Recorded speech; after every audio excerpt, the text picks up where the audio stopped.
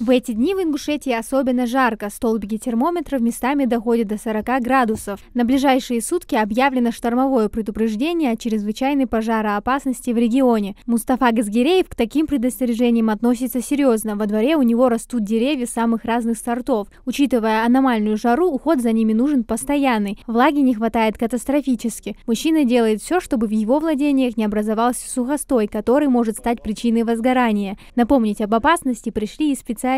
Может произойти неконтролируемое горение, то есть пожар, который может перекинуться на жилые строения.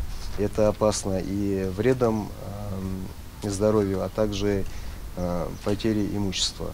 В связи с этим нужно напомнить нашим жителям о том, что при нарушении требований пожарной безопасности в этот период лица будут привлекаться к административной ответственности.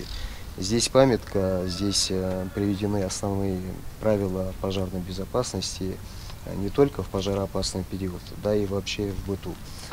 В связи с неблагоприятными погодными условиями и сухой травой в регионе увеличился риск возникновения пожаров. Нужно быть внимательным, чтобы избежать трагических последствий. 17 июля был установлен особый противопожарный режим. В ходе профилактического рейда специалисты также призывают быть бдительными и не забывать о последствиях из-за небрежного обращения с огнем.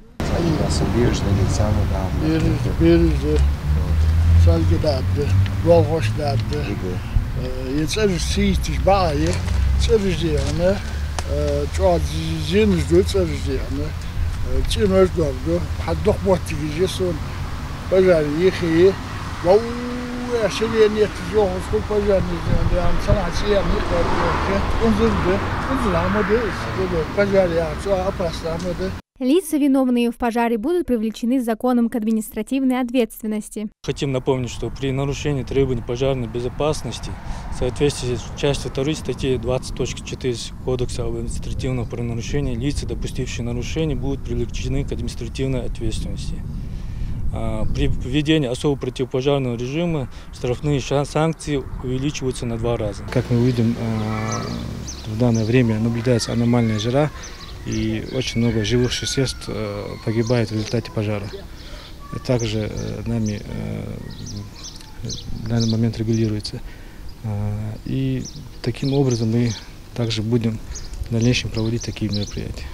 Противопожарный рейд – это важная мера предупреждения возникновения пожаров и сохранения жизни и имущества населения. В случае любого происшествия незамедлительно обращайтесь за помощью в службу спасения по телефонам 101 или 112. Амина Зязикова, Молдгири Ахильгов, Магаз 24.